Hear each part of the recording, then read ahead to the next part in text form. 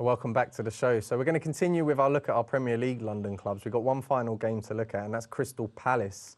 Now, they lost at home 1-0 to Everton, a goal from Lukaku after just 2 minutes. How did they do, Ken? Well, again, it was smash and grab. It was a smash and grab performance. I think Everton won ugly. Crystal Palace played very well, actually. Just that they had a few bits of play, but I think what Everton did is they protected what they had. And I thought Crystal Palace found it difficult to get behind them. I think, if you want to be honest, I think they missed Balassi. And Everton have been in a poor run of form, so Absolutely. if there's any time to play them, it was then. It was Palace still 13th, though, 4 points above the drop. Will they see that as points dropped? Should they be getting anything out of that game? I think so, because you take the context, Palace have beaten better teams than Everton. They beat a very good Tottenham Hotspur team, 2-1, albeit against a run of play, but they won the game. Against Everton, it's a game where I expect them to win. However, when you're like Everton, you're struggling, and you go to a place like Crystal Palace, you have to win the battle. And I thought Everton were won the battle a bit. Crystal Palace even had a shot cleared off the line. That's how close it was. Well, they are still mid-table, so you think they'll be all right, Palace? With Pardew as manager, yes. Good stuff. So we'll move on now to the Championship. Now, we'll start with the result, perhaps a surprise. Nottingham Forest 0, Millwall 1. A result that cost Stuart Pearce his job, as he's now left Nottingham Forest. A result that perhaps kept Ian Holloway in his. And it was Ricardo Fuller with 83rd minute winner. Again, it was one of those games where it was a game devoid of quality. And I think what Millwall did, which they never really do, especially away from home, they actually defended for their lives. It was a situation where Forest are trying to knock the door down. They find it very difficult. But even though you dominate possession like Forest did, at 0-0 in any football match, it's a danger. All the opposition has to do is get lucky once. Once they get lucky, which Millwall did, and they did get lucky, they rode their luck, it was game over.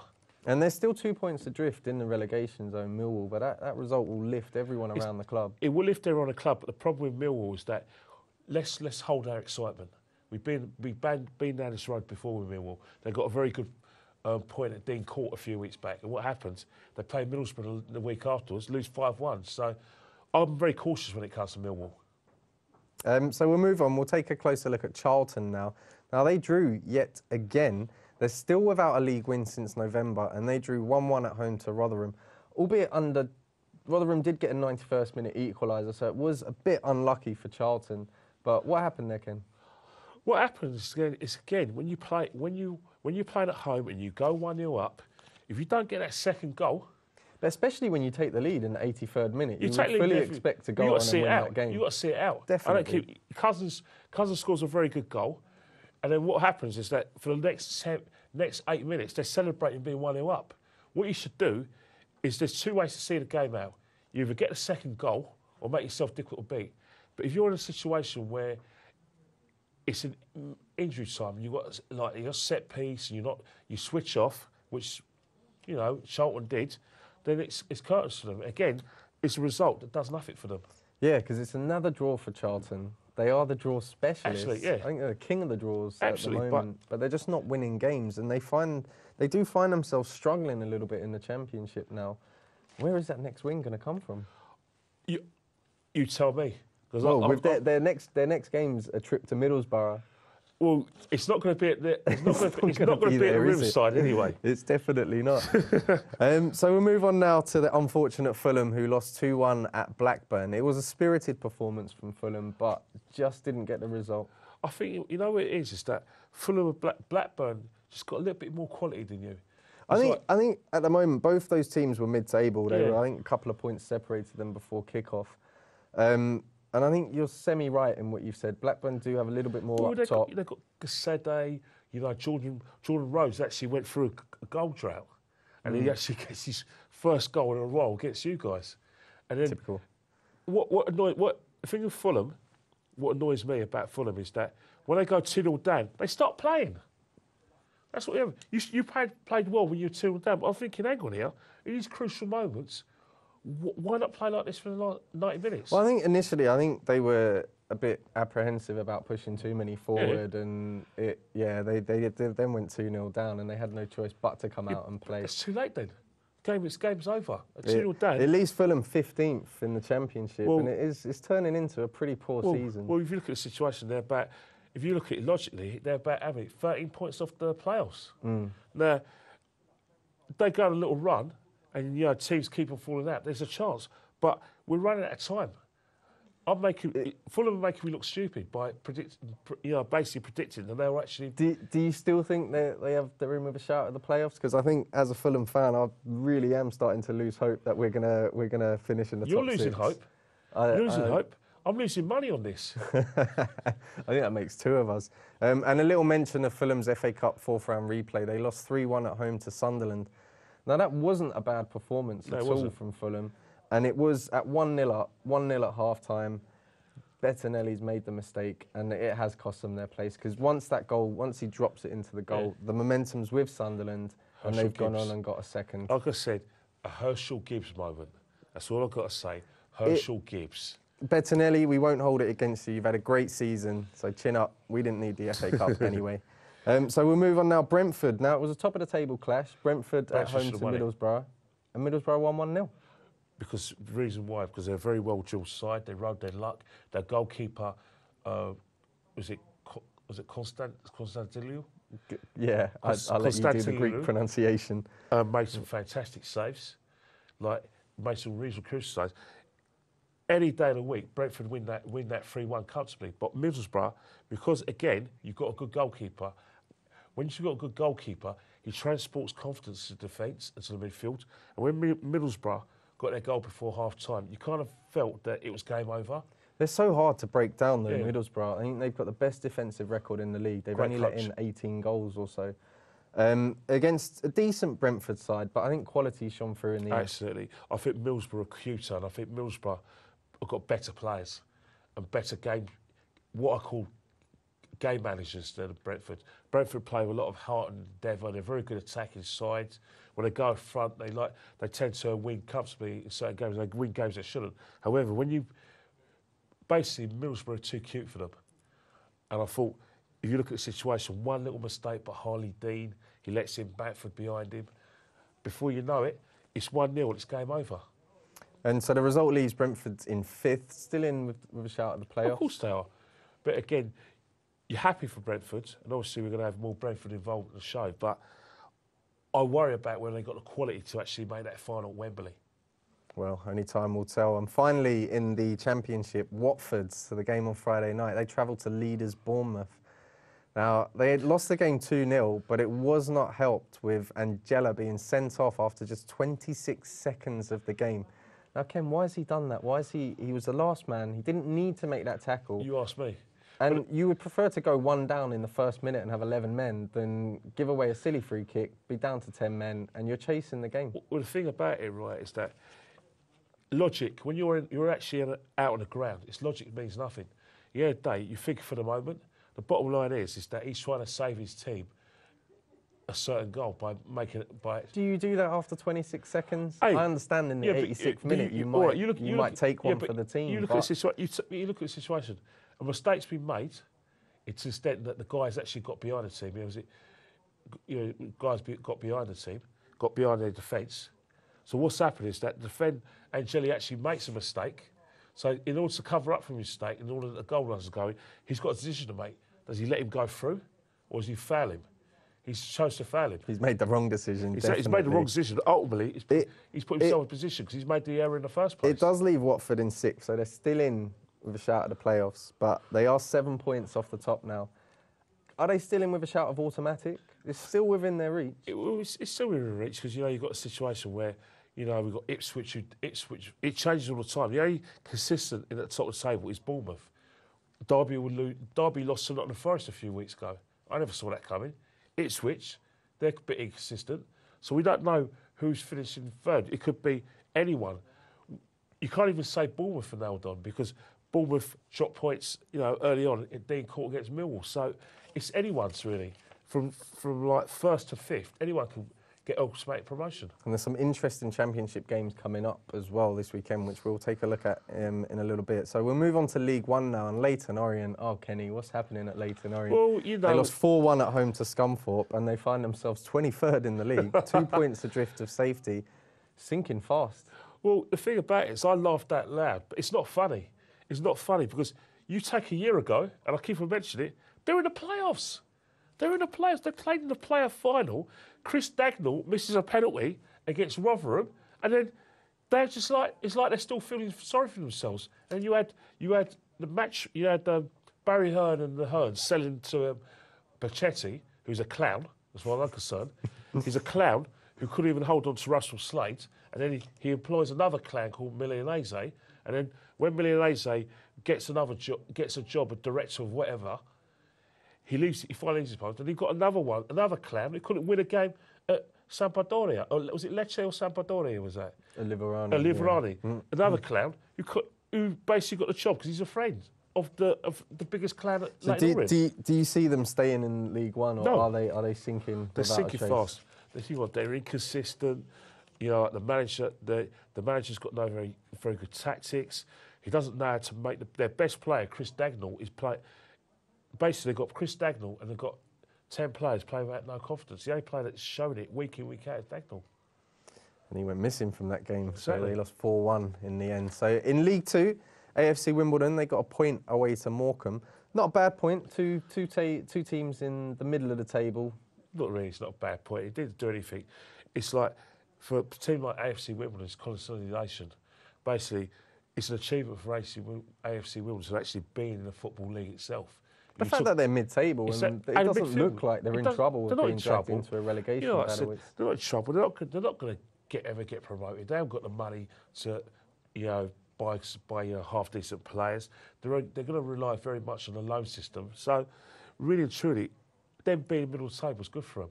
So, a good point at Morecambe. Good point. They'll take Nothing it. to write about, really. And finally, Dagenham and Redbridge, they won 3-1 at home to Cheltenham. Great result for Dagenham. Fantastic result and great play. Because that's two teams that are struggling near the bottom. Definitely. And there was a goal from Curitin, his first goal since November. So Exactly. it's good that he's back on the score sheet for the Daggers. I mean, Sammy Curitin's been playing football since forever, hasn't he? He has been around a while. He's played at Queen's Park Rangers, Reading, all over the place. And it was one of your boys that got Daggers third, the loanee from Watford. Oh, Jakubiak. I thought I'd leave you to do the pronunciation there. He did get the third, but a great win for Dagenham. Absolutely. It's a great win. Like I said, obviously they're in a precarious position, but, winning at home, winning your 6-pointers, which I very much favour, is going to step in the right direction. Will they stay up? I hope so. I can't guarantee it. Well, they're 19th now, so it was a good 3 points for them. So we'll move on now and we'll take a closer look at the games that are going to come up this weekend. Now, we have to start with the North London derby, Kenny. How do you see it going? Well, the thing about the North London derby, you got two teams who are banging form, but frustratingly, they're 5th and 6th.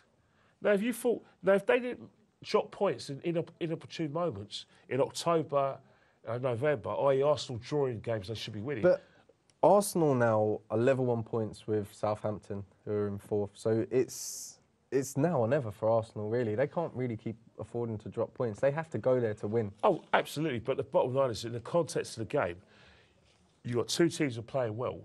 However, if either team loses, it's a knock-on effect in terms of confidence.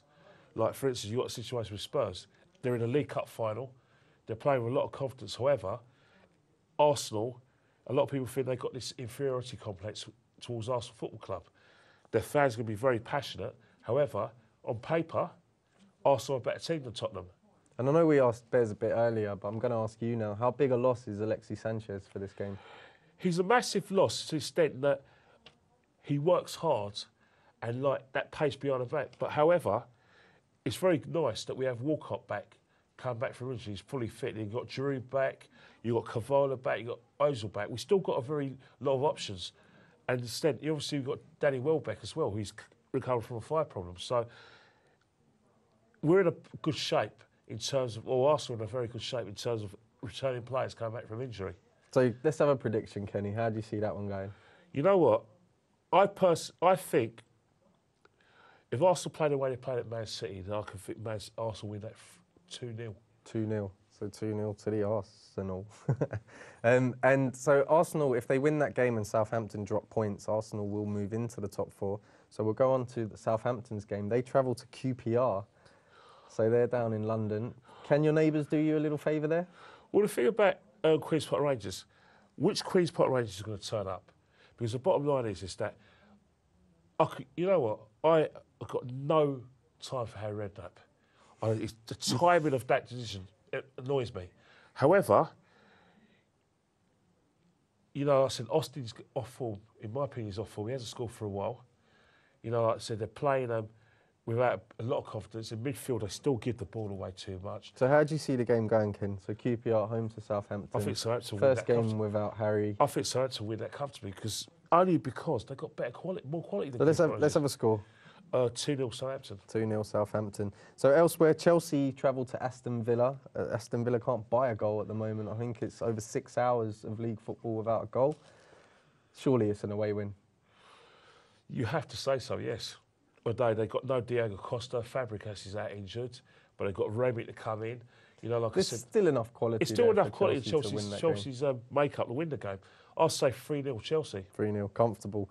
Well, we've got 2 more Premier League games. Leicester play Crystal Palace. Now, that is a game near the bottom that if Palace lose, are they in danger of being sucked in? Yeah, absolutely. Absolutely. Palace need to win that game. I don't need to and win will that they? game. I think it'd be a score draw 1-1. Score draw, which wouldn't be a bad point for Palace away from home. And finally, West Ham host Manchester United on Sunday. Tough game, or is it? I think Man United are better side than West Ham. West Ham will play. United still haven't seemed to found their real form. No, actually, they've got the points in the bag.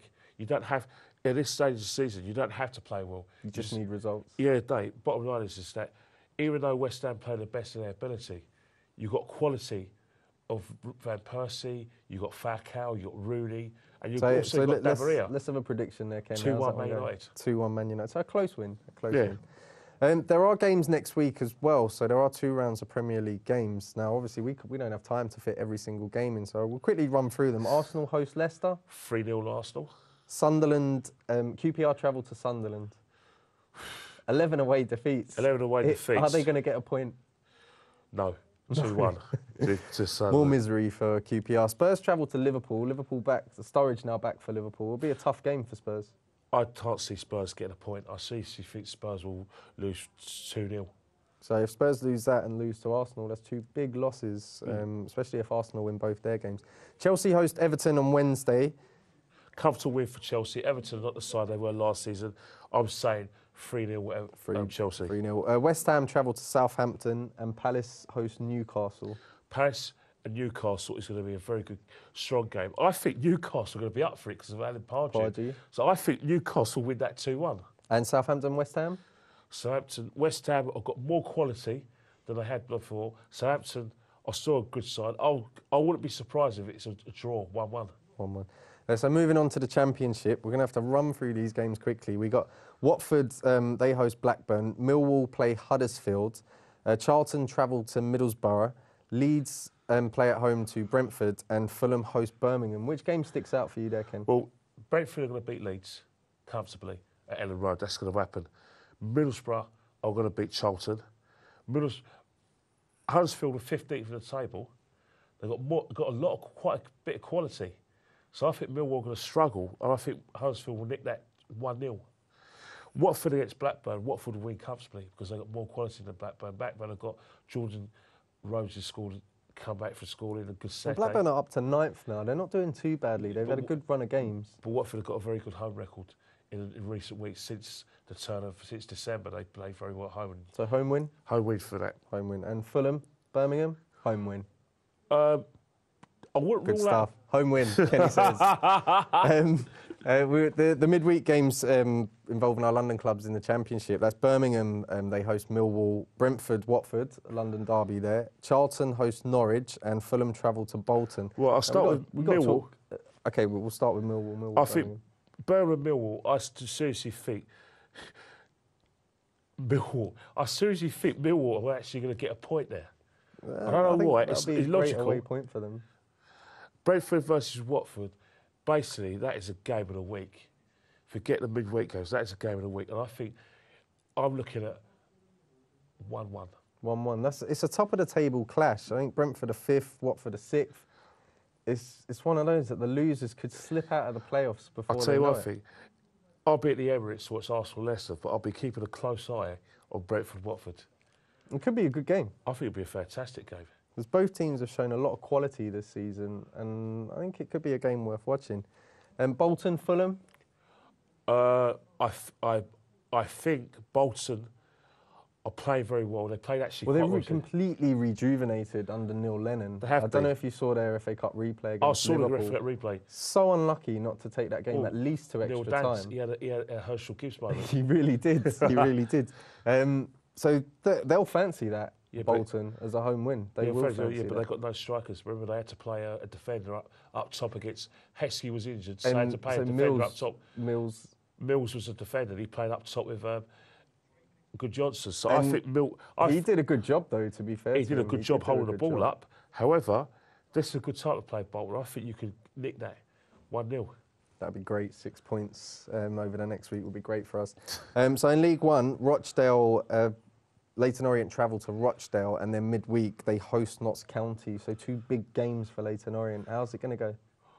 I seriously think that Leyton Orient, out of those 2 games, if they can get if they can win their home game against Notts County and probably get a point, 4 points, I can't see it happening. Would you expect them to win their home game against Notts County? Notts County aren't doing too badly, well, in comparison to Leyton Orient. Not really. On the back of a 4-1 home defeat. I do think in recent performances, I thought, even though Leyton Orient had got some clowns in charge of the team, I thought that the game at Scunthorpe was a bit of a blip. I still can see Leyton Orient winning that game against Notts So County. across those 2 games, what, 3 points? Or 3 points. I don't think they'll beat Rochdale at all, no. They don't travel too well, old Leyton Orient. Elsewhere in League 2, Dagenham and Redbridge travel to York. How's that one going to go? York Ken? are going to win that. York are going to win that. I fancy York strongly for that game. And then midweek, the Daggers host Portsmouth. Again, Portsmouth, I don't know what's happened to Portsmouth, but Daggers, I'm looking at Daggers to win that by the odd goal, 2-1. So 3 points from 2 Definitely. games. Wouldn't be a bad return for Not at all. Daggers. You keep them out of the relegation zone. AFC Wimbledon, they host Newport at the weekend before travelling to Burton Albion next week. How do you see those? What's going on? Well, at home to Newport, I fancy AC Wimbledon to actually win 2 or 3-0. It's 2 mid-table teams. When they go to Burton Albion, I think Hasselbank's got them playing very well, very organised way, and they play with a bit of confidence. I can't see AFC Wimbledon winning that game at all. So what, one win, 1 loss? 1 win, 1 loss. 1 loss. Wouldn't be too bad. So going back, Kenny, to the North London derby, how big is this game for both teams? Again, I agree with what Ross said. In the context of this season, it's not really a biggie. The reason why I'm saying that is that both teams are one's 5th, one's 6th. One, to a certain extent, both. It wouldn't be disaster if Arsenal lost or if Spurs lost because they've still got other games. So you're sticking with your Arsenal win. All right, if Arsenal want to go for the title, Give us a score. What's it going to be, Kenny? 2-0 to Arsenal. 2-0. Definite 2-0. 2-0, There you yes. go. We'll see. Well, thanks for joining us this week. A big thanks to our guests, Ross and Bez. And we'll be back next week where we talk all things London football. Join us then. Thanks.